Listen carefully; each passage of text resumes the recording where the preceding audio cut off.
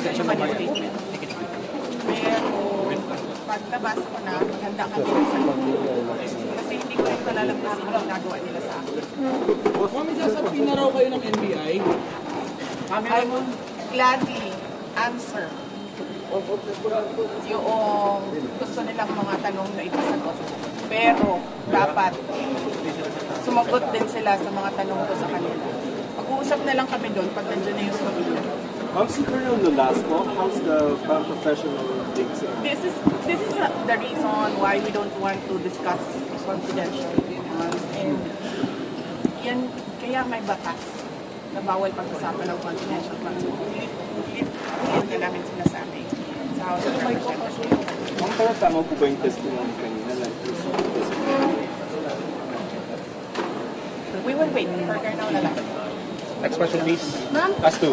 Or make it brief. Make it brief. PBM said po na kung ganun po kadali magplano pagpatay sa isang presidente, paano pa kaya sa pagkaraniwan ng mamamayan? Kung ganyan kriminal na pagtatangka, hindi dapat pinapatampas. Yan ay aking papalagayan, sabi ni PBM. Oo. Diba? Kumalag nga yung buong bayan yung pinatay ng pamilya nila si Benigno Aquino Jr. Next question. Next question. Ma'am, na-verbalize nyo na po ba sa administration yung tungkol sa threat sa inyong buhay? Nabanggit niyo po kasi yun. Yes. Yes, ma'am. Ay, hindi. Hindi pa, ma'am. Nag-complain ako noon, if you can remember, in the media, and then they did it. Everything is well documented with documents and videos. And nagsabi ang NSC ng national security concern ang threat sa president, pero apparently they really do not consider the threat to the vice president as anything of a concern. So what kind of country is this? Hindi ba kaparte ng gobyerno ang vice binoto ng mga president ng buong Pilipinas, ng lahat ng mga Pilipino? Are you taking legal action po, ma'am, dun sa threat sa inyong Ma'am, buhay? I do not expect fairness from this government. Really, truly. That is the reason why I'm pussyfooting with court cases. We do not expect fairness. Imagine mo, saan ka nakahanap? Na-admit na yung tao sa hospital, bigla na lang papasok, discharge na siya in less than an hour. Saan ang hustisya dyan? Saan ang hustisya dito? Sa bayan. Last two questions, Ma'am, please. in-extend po yung detention order para kay Attorney Lopez. Ano po yung next steps nito for this? I questioned it doon, kanina. Pinapahirapan pa nila ako. Ano sinabi nila? Dinetain nila yung tao dahil sa due process. Dahil, ano ba yung sinabi niya? Walang due process ang pagpapatanggal kay Gloria Mercado at iba pang officials ng Department of Education. Ano sinabi ko kanina? The position of a USEC and ASEC is a position of trust and confidence by the appointing authority. Ngayon, ang appointing authority ng USEC at ASEC ng DepEd is the President of the Republic of the Philippines. Dapat tinatanong ng House of Representatives bakit tinanggap ni Pangulong Marcos ang resignation ng mga USEC at ASEC na yon sa Department of Education. Last question. Bakit nila pinipinalize si Yusek Lopez? Hindi ba dapat ang pinipinalize nila ang appointing authority? Isa pa, sir. Sandali. Ano po yung sinabi nila? Evasive. And now, you clearly see, she doesn't know anything. Nasa DepEd po pala tayo. Pero pagdating natin sa ODP, makikita ninyo, she doesn't know anything about confidential funds. So, saan doon ang evasive answers? Last question. Nagsusulat, penalize nila si Yusek Lopez for writing a letter to the Commission on Audit on the position of the Office of the Vice President regarding the release of documents regarding confidential funds.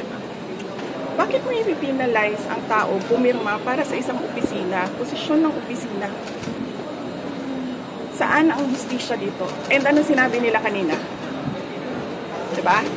Apparently, hindi nila alam ang batas. Ano sabi nila? Questionin mo na lang sa korte. Saan kami pupunta? Sa mga ginagawa sa amin. Mismong komite, alam na nilang mali yung ginagawa nila. Sasabihin lang sa amin, pumunta ka sa korte. Napakadali na sabihin nila, okay, we will set aside the detention order. Pero hindi. Mali na nga yung una mong detention. Mali pa yung sumunod mo na order. And then sasabihin mo sa tao na nakakulong, na hindi makalabas. Lahat. Kahit ako, hindi ako makalabas basta-basta. Dalhin mo yan sa korte. Tama ba yun? Kayong mga taong bayan, tanungin ko kayo, tama ba na hindi alam ng ating House of Representatives kung ano ang mga batas? Ma'am, you finally decided to take your oath kanina. Why VP? For the sake of the personnel of the Office of the Vice President. Because I clearly, sinasabi ni Joel Chua doon, na we will not recognize you without an oath. And then, I'm continuing to question the constitutionality of their rules. Pero I cannot help the personnel of the Office of the Vice President if I have no personality to speak in that hearing. So I had to take that oath. Pero, okay lang. Hindi naman ako galit sa inyo. Nagpapasalamat ako sa inyo sa tulong ninyo kay Yusek Lopez at sa lahat ng OVP personnel. Will you go up to the Supreme Court to question? Because may jurisprudence naman on contempt powers of Congress. Yun na nga sinasabi ko, sir, no? Parang, we don't trust anyone anymore in this country. We don't expect justice anymore in this country. This is clear political harassment. This is clear political persecution. Pag-threat sa'yo, baliwala. Pag-threat sa kanila, national security. Saan ka? Ma'am, pag-inala, Putin's testimony for Fajardo, do you think that will hold water as far as maybe pinning you down is concerned, or doesn't establish anything? If they file cases or an impeachment case, whatever case, we will answer that in the proper venue. Kung meron man silang mahanap na mali doon.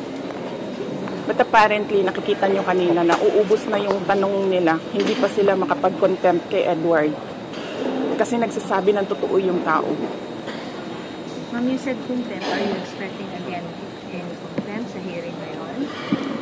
Yes, we expect that. We expect contempt, detention. We expect, ang term ni Yusek Laika is terrorizing me. We expect them to terrorize the Office of the Vice President personnel. Ma'am, your message to President Bongbong Marcos when he said na papalagan daw po niya itong death threat ninyo, hindi niya palalampasin. Yes, sinabi ko na kanina, papalagan ko din yung ginagawa nila sa akin. Ma'am, speak that as a speaker. I mean, we don't know the content. Yes. Kaya ako kayo binibigyan ng interview para huwag kayo makinig sa kanila. Thank you.